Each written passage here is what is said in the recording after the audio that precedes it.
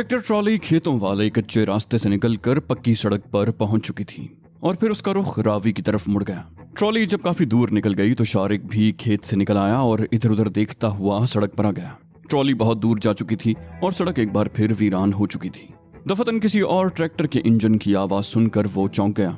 उसने मुड़कर देखा, खेतों वाले उसी कच्चे रास्ते से एक और ट्रैक्टर आ रहा था। वो सड़क के किनारे एक दरख्त की आड़ में हो गया। वो भी एक ट्रैक्टर ट्रॉली थी और उस पर भी पट्टे ही लदे हुए थे। वो ट्रॉली जैसे ही कच्चे रास्ते में सड़क पर चढ़ी, शारिक दरख्त की आड़ से निकल आया। इस दौरान उसने इत्मीनान कर लिया था कि ट्रैक्टर पर ड्राइवर के अलावा और कोई नहीं था। शारिक ने सड़क के बीच में आकर ट्रैक्टर को रुकने का इशारा किया। ड्राइवर ने उसे घूरा। क्या बात है भाई, कौन हो तुम? शारिक ने कहा, मैं गांव से आ रहा था, डाकू मेरी मोटरसाइकिल छीन कर ले गए हैं। वो मुझे भी कत्ल कर देते मगर मैं बड़ी मुश्किल से जान बचाने में कामयाब हो सका। अगर तुम मुझे सब्जी मंडी तक पहुंचा सको तो बड़ी मेहरबानी होगी। ट्रैक्टर ड्राइवर ने कहा, कौन से गांव से आ रहे हो? मैंने पहले तुम्हें इस इलाके में नहीं देखा। शारिक ने कहा, मैं दरअसल समनाबाद में रहता हूँ। भेनी में मेरी बहन रहती है। शाम को उनसे मिलने के लिए आया था। अभी वापस जा रहा था कि रास्ते में डाकुओं ने घेर लिया। बड़ी मुश्किल से जान बचाकर भागा हूँ। किसान ने पूछा, इस वक्त तुम्हें गाँव से निकलने की क्या जरूरत थी? शारिक ने कहा, मुझे सुबह दफ्तर भी जाना है, इसलिए गाँव से जल्दी निकला था। ट्रैक्टर ड्राइवर ने कहा, अभी तो सुबह होने में बहुत देर है, बैठ जाओ, मैं तुम्हें मंडी तक पहुंचा दूंगा। शारिक उसका शुक्रिया अदा करते हुए ट्रैक्टर पर सवार हो गया। ट्रैक्टर पर दूसरे आदमी के बैठने की जगह नहीं थी। शारिक पायदान पर खड़ा हो गया और ट्रैक्टर चल पड़ा। सड़क खासी टूटी फूटी थी। ट्रैक्टर और ट्रॉली को बुरी तरह झटके लग रहे थे। शारिक अपने कदम पायदान पर मजबूती से जमाए खड़ा था। सहारे के लिए उसने ट्रैक्टर के एक हिस्से को थाम रखा था। उसकी नजरें सामने सड़क पर लगी हुई थी। हेडलैम्प्स की रोशनी में सड़क दूर दूर तक साफ नजर आ रही थी। शारिक इस रोशनी में दाएं बाएं भी देख रहा था। वो दोनों उससे पहले ही जा चुके थे और इस बात को नजरअंदाज नहीं किया जा सकता था कि वो दोनों कहीं घात लगाए बैठे हों। रात की तारीकी अब दिन के हल्के से उजाले में तब्दील होने लगी थी। ट्रैक्टर ड्राइवर इत्मीनान से ट्रैक्टर चला रहा था। उसने शारिक से मजीद कुछ पूछने की जरूरत महसूस नहीं की थी। चुंगी नाके पर पहुंचकर ड्राइवर ने ट्रैक्टर रोक लिया और उतरकर चुंगी मुहर्रर के दफ्तर में दाखिल हो गया। शारिक अपनी जगह पर खड़ा रहा। पहले उसने सोचा कि यहीं पर उतर जाए, मगर फिर ये इरादा तर्क कर दिया। मंडी जहां से काफी दूर थी। तकरीबन 5 मिनट के बाद किसान वापस आ गया। उसने ट्रैक्टर पर सवार होकर अपनी सीट संभाल ली और ट्रैक्टर हरकत में आ गया। मजीद 10 मिनट के बाद वो लोग मंडी पहुंच गए। उस वक्त दिन की रोशनी वाजे हो रही थी। सड़क के किनारे नशेब में बहुत बड़ी मंडी थी। उसका एक हिस्सा मवेशियों के चारे वगैरह के लिए मखसूस था, दूसरा सब्जियों के लिए और तीसरा फलों के लिए। सब्जियों वाला हिस्सा दरमियान में था और घास मंडी उससे आगे। मंडी में खासी चहल पहल थी। अब कारोबार शुरू हो चुका था। शारिक ने ट्रॉली वाले का शुक्रिया अदा करते हुए ट्रैक्टर से छलांग लगा दी और सड़क की ढलान पर दौड़ता हुआ सब्जी मंडी में दाखिल हो गया। वो तेज तेज कदम उठाता हुआ चल रहा था। चारों तरफ से मुख्तलिफ किस्म की आवाजें सुनाई दे रही थी। कहीं सब्जियों की लाट की बोली लग रही थी और कहीं भाव ताव हो रहा था। मंडी में खासा हुजूम था। शहर के बेशतर सब्जी और फल फरोश अपनी दुकानों के लिए माल इसी मंडी से खरीदते थे। शारिक हुजूम में रास्ता बनाता हुआ उस तरफ जाने की कोशिश कर रहा था जहां से उसे कोई सवारी मिल सकती थी। वो एक तरफ मुड़ा ही था कि दो रास्ता रोक लिया। उन दोनों ने अपने जिस्मों पर चादरें ओढ़ रखी थी। उनकी शक्लें देखकर शारिक कांप उठा। वो मकसूद और साझा थे, मौत के वही 2 फरिश्ते जिनसे बचने के लिए वो रात भर भागता रहा था। साझे ने खूंखार निगाहों से उसकी तरफ देखते हुए कहा, शारिक बाऊ, खामोशी से हमारे साथ चल पड़ो। अब अगर तुमने कोई चालाकी दिखाने की कोशिश की तो तुम्हारा जिस्म गोलियों से छलनी कर दूंगा। शारिक को समझने में देर नहीं लगी कि उन दोनों ने चादरों के अंदर क्लैशनकोफ राइफलें छुपा रखी थी। उसे हैरत इस बात पर हुई थी कि उन्होंने चादरें कहां से ले ली थी। फिर दफतन उसे उस ट्रैक्टर ट्रॉली का ख्याल उभर आया जिस पर वो दोनों सवार हुए थे। उस ट्रैक्टर के ड्राइवर और उसके भाई ने खेस या चादरें ओढ़ रखी थी। उन्होंने यकीनन ये चादरें उन्हीं से हथियाली होंगी ताकि अपनी राइफलों को छुपा सकें। शारिक ने इधर उधर देखा। आसपास 20 लोग मौजूद थे जो अपने काम धंधों में मसरूफ थे। साझा उसके दाएं तरफ खड़ा था और मकसूद बाईं तरफ। मकसूद की राइफल की नाल उसकी पसलियों में चुभ रही थी। इस मर्तबा मकसूद ने कहा, हमारे साथ चलो। अगर तुमने भागने की कोशिश की तो हम फायर खोल देंगे। हमें इस बात की परवाह नहीं होगी कि कितने लोग हमारी गोलियों का निशाना बनते हैं, लेकिन तुम जिंदा नहीं बच सकोगे। शारिक के मुंह से बेख्तियार गहरा सांस निकल गया। उसके कंधे लटक गए। उसने ऐसा अंदाज इख्तियार कर लिया जैसे उनके साथ जाने को तैयार हो, लेकिन फिर अचानक ही वो किसी ताकतवर स्प्रिंग की तरह अपनी जगह से उछला। उसके दोनों हाथ दोनों की गर्दनों और दोनों पैर दोनों के पहलुओं पर लगे। बड़ी मेहनत और रियाजत से सीखा हुआ मार्शल आर्ट्स का फन ऐसे ही मौकों पर काम आने के लिए था। वो दोनों कराहते हुए गिरे।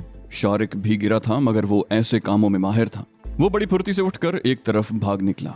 मकसूद पहले संभला था, उसने उठते ही फायरिंग शुरू कर दी। शारिक तो उस फायरिंग से महफूज रहा, लेकिन एक मजदूर जिसने सर पर बोझ उठा रखा था गोली का निशाना बन गया। गोली उसके सीने में लगी थी, वो चीखता हुआ ढेर हो गया। 2 आदमी गोलियों से जख्मी होकर गिरे थे। पूरी मंडी में भगदड़ मच गई। लोग बदहवास होकर इधर उधर दौड़ने लगे।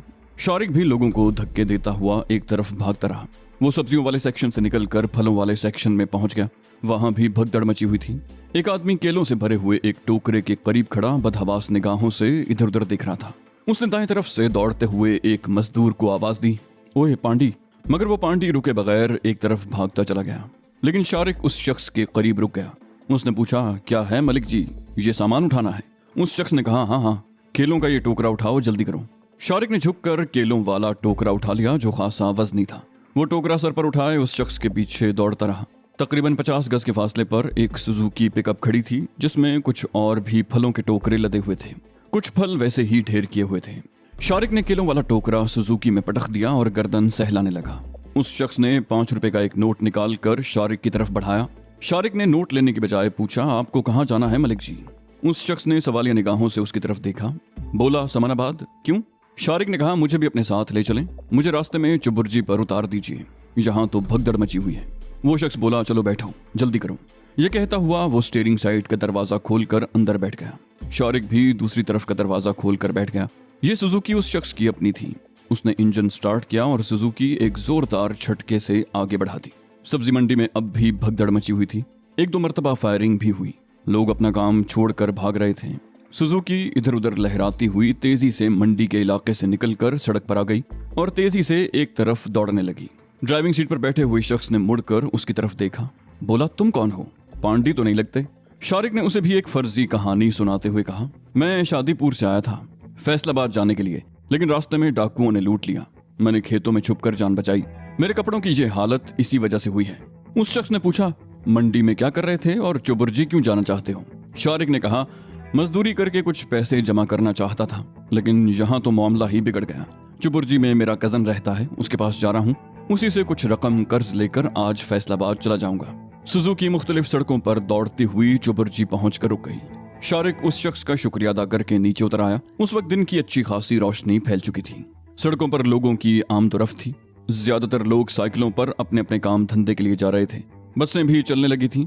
शारिक सुजुकी से उतरकर पैदल चलता हुआ उस तरफ आ गया जहां एक तरफ मुर्गियों की फीड्स की मार्केट थी और उसके सामने सड़क के दूसरी तरफ शामनगर का इलाका था। अगरचे आमदोरफ्त के लिए लोहे का एक ओवरहेड पुल भी बना दिया गया था। नाले पर एक छोटी पुलिया भी थी और लोग ओवरहेड ब्रिज इस्तेमाल करने के बजाय आमदोरफ्त के लिए यही पुलिया इस्तेमाल कर रहे थे। शारिक भी पुलिया पर से होता हुआ दूसरी तरफ आ गया जहां एक मुख्तसर सा बाजार था। स्कूल जाने वाले बच्चे घरों से निकलकर बस स्टॉप की तरफ जा रहे थे। शारिक रात भर भाग दौड़ से बुरी तरह थकन महसूस कर रहा था। बाजार में चाय की एक दुकान खुल चुकी थी। दुकान के सामने कुछ मेजें और बेंच बिछे हुए थे और मजदूर किस्म के लोग उन बेंचों पर बैठे नाश्ता कर रहे थे। शारिक दुकान के अंदर आ गया। दुकान के बाहर अगरचे नाश्ते के लिए हलवा पूरी भी बन रही थी, मगर शारिक ने एक कुर्सी पर बैठते हुए मुलाजिम को चाय और मक्खन लगा बन लाने को कहा और पतलून की पिछली जेब से बटवा निकालकर उसमें रखे हुए नोटों का जायजा लेने लगा।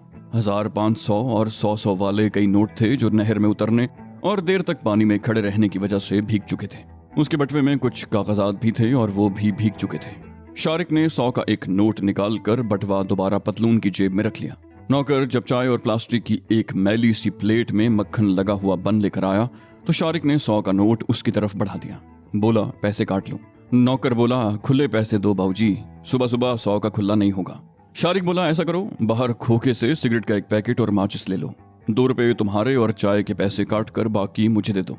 2 रुपए के लालच में वो लड़का 100 का नोट लेकर बाहर चला गया और शारिक इत्मीनान से नाश्ता करने लगा। तकरीबन आधे घंटे के बाद चाय की दुकान से निकला तो उसके होंठों में सुलगता हुआ सिगरेट दबा हुआ था।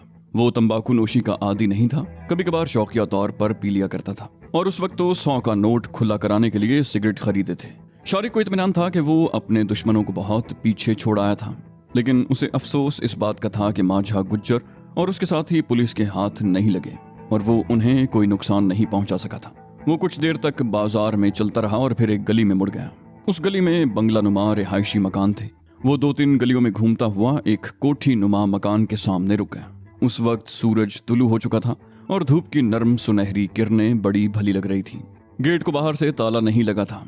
उसने गेट की शीट के एक सुराख में हाथ डालकर अंदर से लगा हुआ कुंडा हटाया और गेट खोलकर अंदर दाखिल हो